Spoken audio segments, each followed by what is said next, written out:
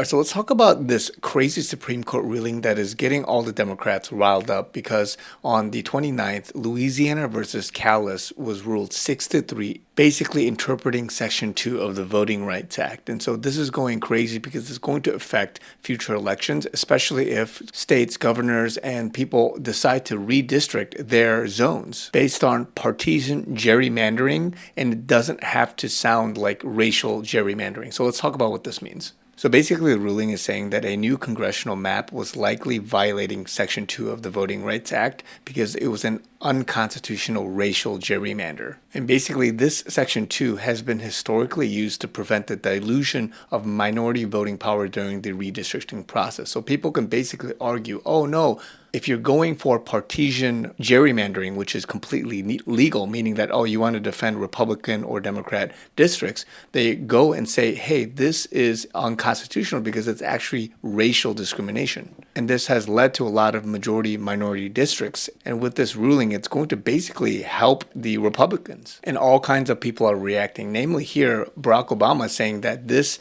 effectively guts a key pillar of the Voting Rights Act. And he basically is just going crazy and crashing out. And of course, President Trump had this to say: thank you to the great governor of Louisiana, Jeff Landry, for his leadership on the very important Callis case and for moving so quickly to fix the unconstitutionality of Louisiana's congressional maps. He has shown tremendous vision, strength, and leadership. And then separately, he talked about Tennessee, where he had a conversation with Governor Bill Lee saying that he would work to correct the unconstitutional flaw in the congressional maps of that state, and that this would give them one extra seat and help save the country from radical left Democrats and their country-destroying policies of high tax, open borders, transgender mutilization, defunding the police, ICE, and border control, no voter ID, soft on crime, and much more. Thank you, Governor Lee. And what you have to understand from a conservative perspective, for somebody rooted in their belief in God, is that this Supreme Court decision is actually seen as a victory for fairness,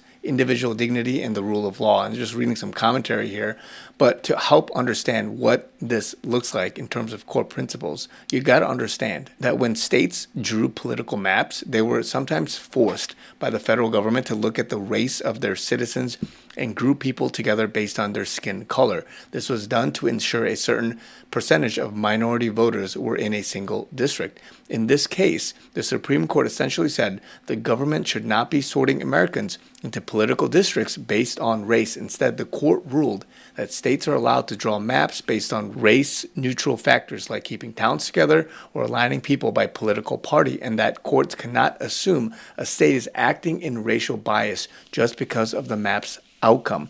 And why is this seen as fair? Because a lot of people are making commentary and saying, oh, this is unconstitutional and this is racial and all that stuff. But again, from a conservative perspective, true fairness is about treating every person as an individual made in the image of God rather than as a member of a specific racial group. Here's why the ruling is viewed as a fair and just outcome, treating people as individuals, not groups. Every individual is unique and has a God-given free will and moral agency. The problem is that sorting people by race assumes that all black people, all white people, all Hispanic people think exactly alike, want the same things, and vote for the same candidates. The fair solution: this decision stops the government from treating citizens as racial monoliths. It recognizes that skin color does not dictate how a person thinks or votes. And so it's moving towards a colorblind society. Conservatives often look to the ideal that we should be judged by the content of their character and the merit of their ideas, not the color of their skin. And so again, the problem here is too many race-conscious redistricting is just another form of discrimination. Even if the intentions are good, it keeps race at the center of American life instead of moving past it. The fair solution: by restricting the government from using race as the primary factor in drawing maps, the ruling moves the country closer to a colorblind system where the law applies equally to all people. And then lastly, respecting the rule of law and the Constitution. In a just society, laws should be clear and the government's power should be limited. The problem? Over time, Voting Rights Act was being used by federal courts to micromanage how states ran their elections, often overstepping the Constitution's Equal Protection Clause. The fair solution: the ruling honors the original wording of the Constitution, which guarantees equal protection to all citizens. It returns map drawing power to the states and the people's local representatives, keeping the federal government from picking winners and losers based on identity. So to summarize, to a conservative who trusts in God's design for individual dignity, this decision is a step toward a more just society. It prevents the government from viewing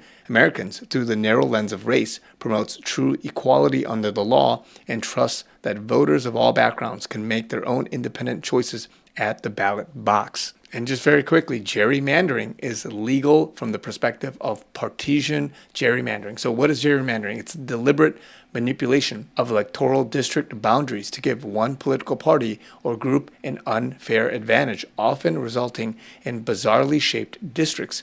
It enables politicians to select their voters rather than voters choosing their politicians, reducing electoral competition and driving political polarization. And here's some commentary around this as reactions are coming through.